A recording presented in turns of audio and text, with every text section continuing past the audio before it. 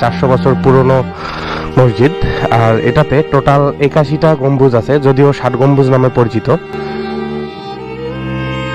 দেখেন কত সুন্দর রাস্তা, কত সুন্দর প্রকৃতি আশেপাশে উপভোগ করতেছি। ওরে ওরে ওরে কি, আমি এক হাতে বাইকটা ধরেছিলাম, মানে এত পরিমাণ বাতাস ছিল যে আমার বাইক দুলায় ফালাই দিচ্ছিল আমাদের। এখন তো পরিচিত আছে।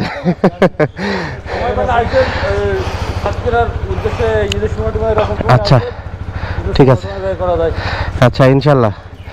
আমি আসলে ঘুরতে পছন্দ করি, তো অনেক জায়গায় ঘোরাফেরা করছি আর কি। Good morning everyone, good morning from Khulna. এই মুহূর্তে আমি রাইড করতেছি খুলনা ইউনিভার্সিটির সামনে। এই যে ডান দিকেই দেখতে পাচ্ছেন খুলনা ইউনিভার্সিটি। আর আমরা বের হয়ে পড়ছি 60 গম্বুজ মসজিদের উদ্দেশ্যে। সেখানে যাব, গিয়ে দেন ঢাকার উদ্দেশ্যে রওনা করব। এই যে এই ডান দিকে দেখতে পাচ্ছেন খুলনা বিশ্ববিদ্যালয় শহীদ মীর মুগ্ধ তরুণ। আর আমরা এখন 0 পয়েন্টের দিকে যাচ্ছি। এই যে সামনে হচ্ছে 0 পয়েন্ট, আর বাম দিকে চলে যাব হচ্ছে খানজাহান আলী সেতু, আগে যেটাকে আপনারা রূপসা সেতু নামে চিনতেন। সামনে হচ্ছে রূপসা সেতু, যেটাকে আসলে এখন খানজাহান আলী সেতু বলা হচ্ছে। এইটার পূর্ব নাম কিন্তু খানজাহান আলী সেতুই ছিল, যেটাকে পরবর্তীতে নাম পরিবর্তন করে করা হয় রূপসা সেতু। অ্যান্ড এটা আবারও নামকরণ করা হয়েছে খানজাহান আলী সেতু। মানে এই সেতুতে একটা বিষয় খুব ভালো লাগে যে দেখেন আলাদা রিক্সা, থ্রি হুইলারের জন্য আলাদা লেন আছে।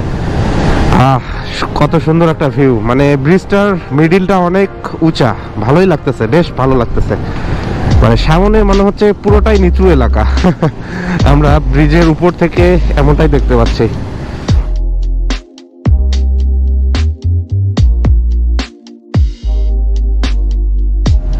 সত্যি কথা বলতে ঢাকা খুলনার যে রাস্তা, এর প্রশংসা করতেই হয়। বিশ্বাস করেন রাস্তা খুবই স্মুথ, খুবই স্মুথ। যদিও আমি এর আগে কখনোই খুলনা থেকে আসে নাই, আগে কিরকম ছিল এটা আমার জানা নেই। যদিও স্পিড লিমিটটা অনেক কম, স্পিড লিমিটটা 60 করে দেয়া। তো এই 60 স্পিডে রাইড করা, মানে 60 ধরে রেখে রাইড করাটা খুব কষ্টকর হয়ে যায়। সত্যি কথা খুব কষ্টকর হয়ে যায়। এটা যদি 80 হতো খুবই ভালো হইতো। খুলনা থেকে বাগেরহাটের যে রাস্তা সেটা হচ্ছে এইটা। আমরা আসলে 60 গম্বুজ মসজিদের দিকেই যাচ্ছি। সেখানে গিয়ে মসজিদটা দেখেই আবার ঢাকার উদ্দেশ্যে রওনা করে দেব। বেশ সুন্দর, খুব সুন্দর, ভালো লাগতেছে জায়গাগুলো, দেখেন না।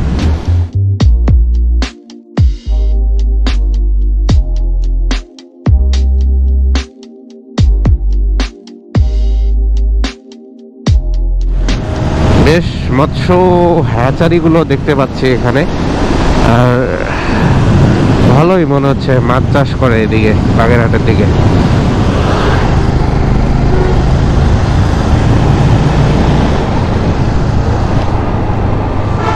এইটাই তো, ভিতরে ঢোকে কি ওই সামন দিয়ে বাইক রাখার জায়গা আছে ওখানে,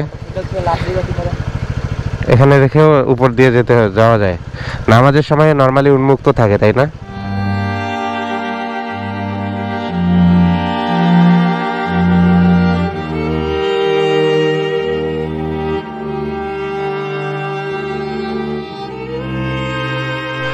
প্রায় 400 বছরের ঐতিহ্য অনেকেই বলে এটা, মানে 400 বছর পুরনো মসজিদ। আর এটাতে টোটাল 81টা গম্বুজ আছে, যদিও 60 গম্বুজ নামে পরিচিত। তো দেখেন মসজিদের আশেপাশের মানে সৌন্দর্য বা কারুকার্যগুলো দেখেন।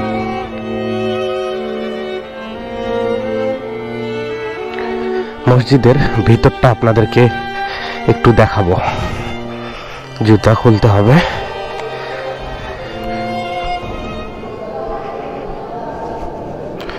এই হচ্ছে মসজিদের ভিতরটা, মাশাআল্লাহ, আলহামদুলিল্লাহ।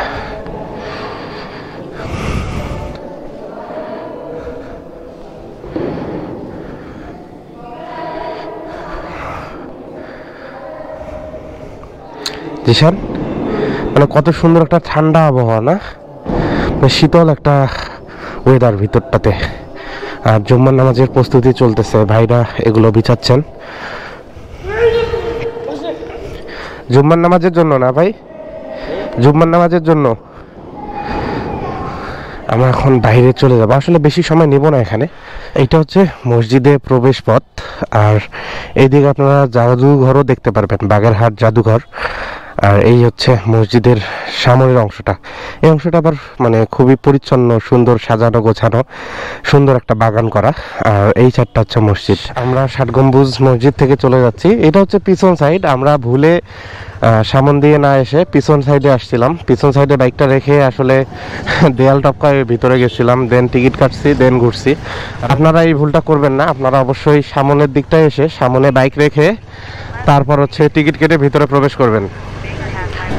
রাইড করতে করতে আমরা চলে আসছি গোপালগঞ্জে। এই যে ডান দিকে হচ্ছে কোটালীপাড়া, এদিকে 17 কিলোমিটার।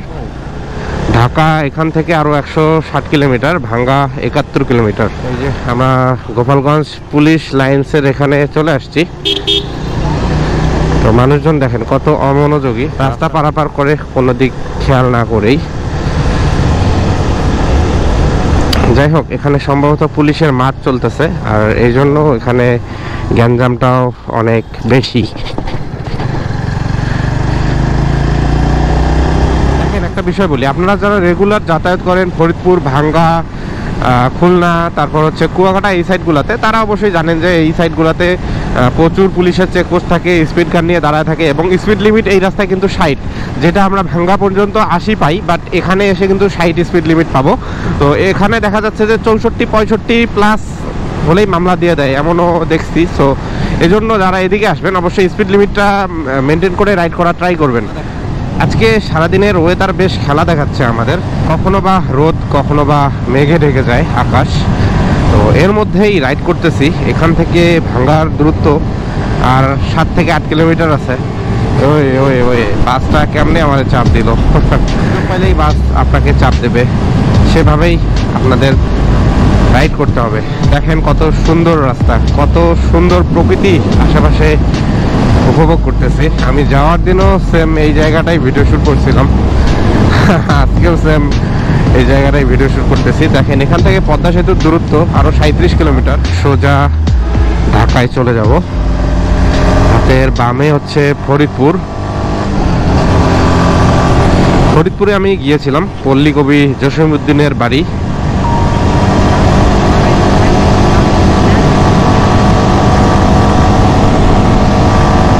যাই হোক, এই ভাঙ্গা থেকেও আমাকে চৌখোশ থাকতে হবে, কজ এই ভাঙ্গা থেকে পদ্মা সেতু যেতে 2-3টা জায়গায় হচ্ছে পুলিশের চেকপোস্ট বসে।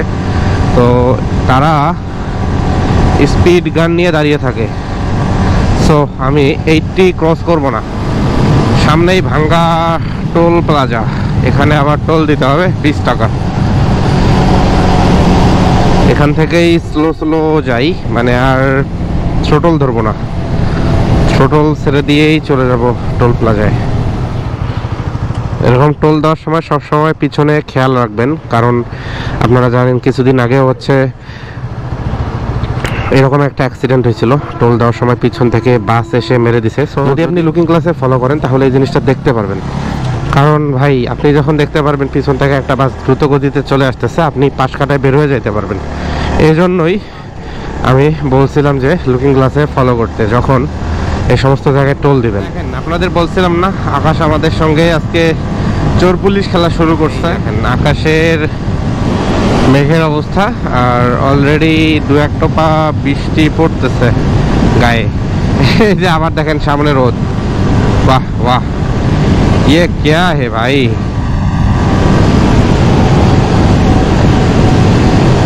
দেখেন আবার রোদে চলে আসছি। ভাগ্য ভালো, একটা যাত্রী ছাউনি পাইছি, আর বৃষ্টিও চলে আসছে। দেখেন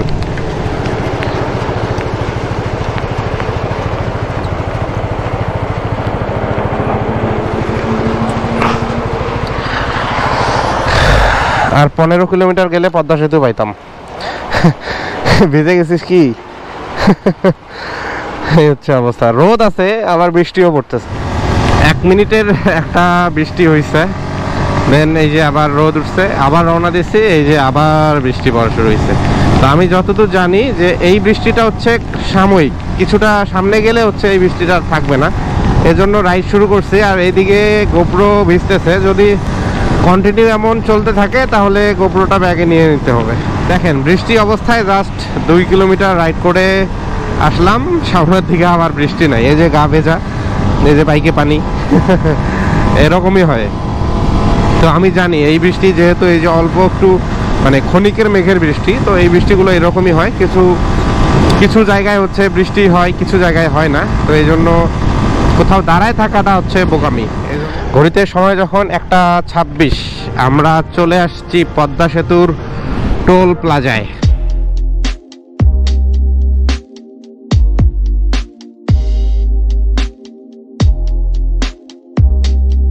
আর এই সাইডের ওয়েদারটা ভাই অসাম লাগতেছে। মানে আমরা যেখানে আছি এখানে রোদ নাই, বাট সামনের অংশটায় পুরোটাই রোদ, এবং মানে পানির মধ্যে রোদটা পড়ছে, এই জন্য খুবই সুন্দর লাগতেছে। বাহ, এরকম মানে নেচার কখনো কখনো ওড়ে ওড়ে ওড়ে কি। আমি এক হাতে বাইকটা ধরেছিলাম, মানে এত পরিমাণ বাতাস ছিল যে আমার বাইক দুলাই ফালাই দিচ্ছিল আমাদের। আমি ভাগ্য ভালো যে 2 হাত দিয়ে পরে কন্ট্রোল করছি বাইকটা। এত বেশি পরিমাণ বাতাসের চাপ এখন পদ্মা সেতুতে, যেহেতু বাতাসের চাপটা অনেক বেশি, একটু ধীরে রাইড করব। মানে 80 স্পিড দিয়ে আসার জন্য 80-তে যাইতে হবে এমনটা না, 60-70-তে যাই, আস্তে আস্তে যাই। বাতাসের চাপটা যেহেতু অনেক বেশি।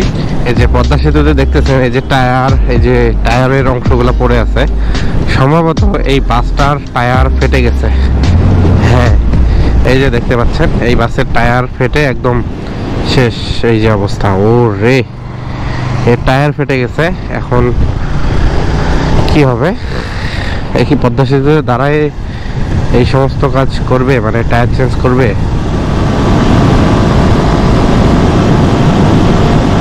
আর ঢাকায় ঢুকতেছি আস্তে আস্তে, উষ্ণতা বাড়তেছে, খুবই গরম বাতাস গায়ে লাগতেছে বুঝতেই পারতেছেন, মানে যান্ত্রিক শহরে প্রবেশ করতেছি, এটাই তার নমুনা। সদরঘাট, বুড়িগঙ্গা নদী।